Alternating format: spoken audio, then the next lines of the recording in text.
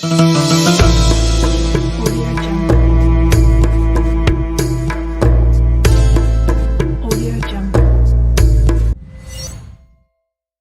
berserah diri di sini adalah semua apapun yang telah diberikan dalam bentuk nikmat dari Allah. Semua cobaan pun dari Allah. Dan itu pasti Allah karena sayang dengan kita sebagaimana sudah saya jelaskan contoh tadi. Jadi jangan pernah berpikir Bapak Ibu sekalian kalau cobaan sedang datang, oh ini berarti buruk buat saya. Enggak. Justru itu peringatan, itu bentuk kasih sayang Allah kepada kita. Kita jadi merasa, oh ternyata saya manusia, butuh kepada Allah. Kalau Bapak Ibu bisa tiap hari terus bergantung sama Allah, mungkin nggak ada cobaan. Kalau tiap hari, selalu kita bangun tidur sudah langsung berzikir, langsung bertaubat, langsung baca Quran, langsung ibadahnya semua, mungkin nggak ada cobaan. Masalahnya kan kita banyak lalai. Nah cobaan kalau datang, membuat kita sadar lagi. Kalau kita ikhtiarnya selain kepada taubat, selain kepada doa, nggak akan dapat solusi. Masalah itu terus bergantung. Tapi kalau kita kembalikan kepada Allah, kita akan temukan ada jalan keluarnya. Itu makna aslamtu, aku menyerahkan diri. Sebagian ulama memberikan, maksudnya dia menyerahkan diri, menganggap semua ini kebaikan bagi dia. Itu makna aslam tu. Makna yang lain kata ulama, aslam tu adalah berserah diri kepada hal-hal yang dasarnya Allah Subhanahu Wa Taala bebankan kepada dia. Seperti misalnya orang lahir dalam keadaan cacat, ya. Atau orang ditipu oleh orang lain, ya. Atau apa saja, maka dia juga berserah diri di situ. Ya. Artinya dia yakin Allah Subhanahu Wa Taala akan memberikan kepada dia jalan keluar. Potongan kedua, wabika amantu, kepadamu lah aku beriman. Dan kita sudah tahu iman adalah asas agama kita, karena ada 6 rukun iman. Iman kepada Allah, kepada malaikat, kitab-kitab, rasul-rasul, hari kiamat, dan juga takdir baik dan takdir buruk. Ya. Dan makna daripada wabika amantu, artinya aku beriman bahwasanya semua ini adalah ciptaanmu ya Allah. Dan sangat berhubungan dengan kalimat aslam itu tadi. Potongan ketiga, wa alaika tawakkaltu, dan kepadamu lah aku bertawakal. Sekarang aku sudah dicoba, aku akan ikhtiar ya Allah. Selebihnya aku serahkan kepadamu. Itu makna wa alaika tawakkaltu, dan sudah kita jelaskan makna tawakal tentunya dari awal bahasan kita. Dan hadis Nabi SAW banyak sekali berhubungan dengan tawakal, di antaranya hadis Bukhari.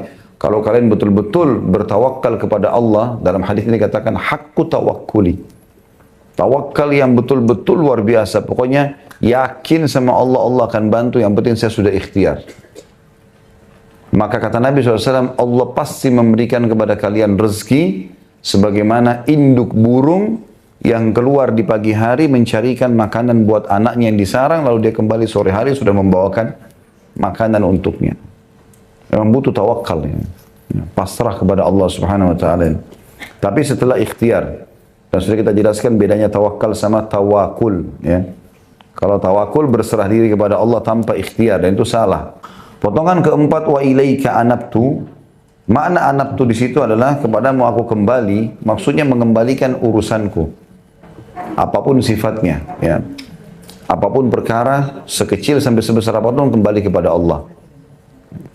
Masalah kecil, pengen keluar rumah, supaya Allah mudahkan, ya Allah mudahkan supaya lancar tidak macet. Pengen ke satu tempat, ya Allah mudahin parkiran buat saya. Hal-hal kecil yang kadang-kadang orang tidak fikir. Itu makna inabah. Kembali kepada Allah walaupun pada hal-hal yang kecil. Dan memang Allah sudah ajar kita itu kan. Mau minum, baca bismillah. Minum hal yang sederhana, tiap hari kita lakukan. Selesai baca alhamdulillah. Mau tidur, mau masuk kamar mandi, keluar kamar mandi. Memang semuanya disuruh kita inabah kepada Allah. Harus bergantung kepada Allah SWT. Ya. Kemudian wabika khasamtu, ada angka kecil 105. Lihat ya. Lihat nggak? Di bawah ada tulisan itu. Maksudnya dengan musuh-musuh agama. Kalaupun kita harus keluar berperang, memang karena itu musuhnya Allah. Karena mereka keluar ingin memerangi agamanya Allah, maka kita perangi mereka. Itu makna umumnya. Makna khususnya adalah aku akan memusuhi siapapun yang engkau suruh musuhi dari ahli maksiat. Ahli maksiat, orang yang berbuat dosa dalam terang-terangan melakukan maksiatnya. Maka akan musuhi perbuatan maksiatnya karena engkau melarangnya ya Allah. Itu makna lain. Jadi makna globalnya adalah aku keluar menyerang musuh-musuh yang membenci agamamu ya Allah. Itu kan seperti jihad. Kemudian makna khususnya adalah aku akan memusuhi semua maksiat yang sudah engkau larang. Sehingga kita memusuhi pun orang yang melakukannya bukan karena fisiknya tapi karena perbuatannya. Kalau dia sudah tinggalkan tentu saja kita tetap kembali bermuamalah dengan dia dengan baik tentunya. Selanjutnya, Allahumma a'udhu bi'izzatika. Ya Allah, aku berlindung dengan kemahamuliaanmu. Bisa diartikan juga izzah, keperkasaan. Tapi kalau aziz, dalam bahasa Arab, kalau diterjemahkan manusia sebenarnya lebih mulia. Mulia dan terhormat. Salah satu sifat Allah adalah Al-Aziz. Allah itu mulia dan terhormat. Ya. Artinya kalau dinisbatkan kepada Allah sifat izzah ini, itu tidak akan pernah terhina atau tidak pernah dihina selamanya. Allah subhanahu wa ta'ala selalu mulia. Segelintir dari makhluknya saja yang kufur kepadanya. Mayoritas makhluk semuanya beriman. Malaikat, langit, bumi, tumbuh-tumbuhan, hewan-hewan. Bahkan mayoritas dari manusia sama jin beriman kepada Allah. Sebagian kecil dari jin dan manusia membangkang. Yang lainnya semua beriman. Semuanya ini mengetahui kalau dia punya pencipta Allah subhanahu wa ta'ala. La ilaha illa ant, kalimat yang paling mulia tentunya, kalimat tauhid. Tidak ada Tuhan yang berhak disembah kecuali Engkau. Maknanya adalah, aku tidak mungkin bergantung kepada selain Engkau ya Allah. Antudillani, agar Engkau tidak menyesatkanku. Di sini muncul pertanyaan, apakah memang Allah akan menyesatkan? Iya, jawabannya. Yahdi man yasha wa yudhillu man yasha. Allah memberikan petunjuk siapa yang dia suka, Allah sesatkan siapa yang dia suka. Tetapi Allah menyesatkan siapa yang dia suka ini dengan kemahaadilannya. Jangan bayangkan seperti kita manusia.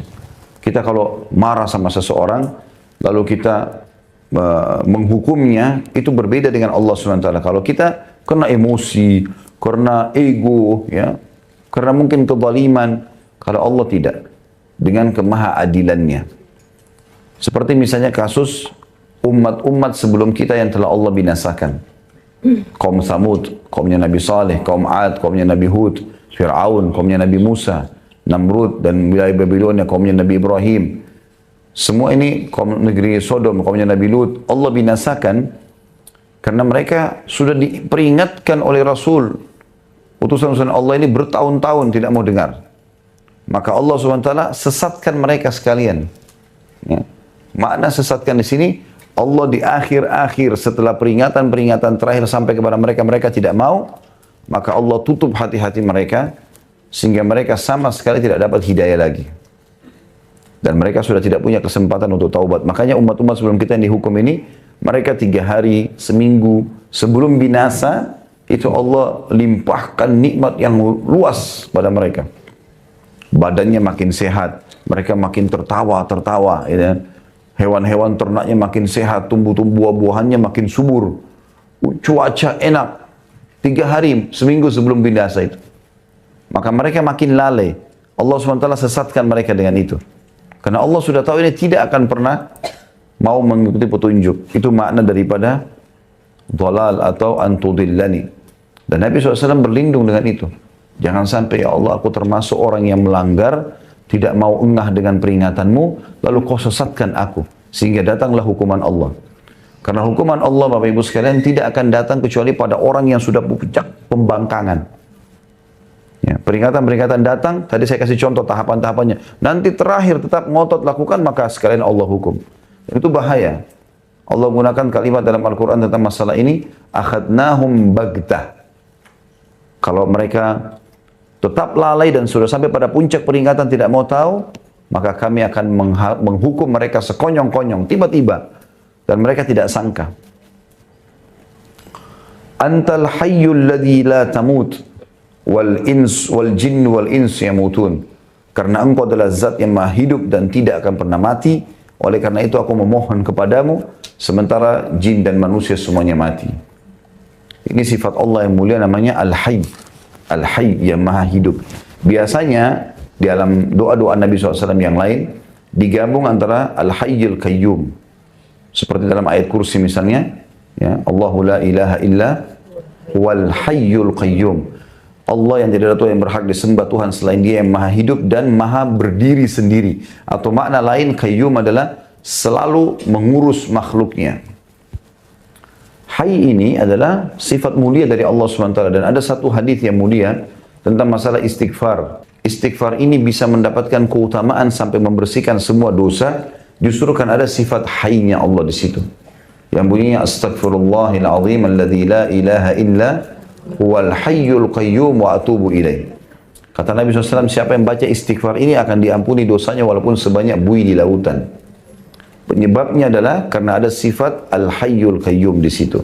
Ada asma'ul husna, nama-nama Allah yang mulia di situ. Dan ini juga menekankan selain nama-nama Allah yang mulia al-hayyul qayyum, juga menekankan kalau semua jin dan manusia, siapapun dia pasti akan mati. Dari Ibnu Abbas juga radhiyallahu anhuma, beliau berkata,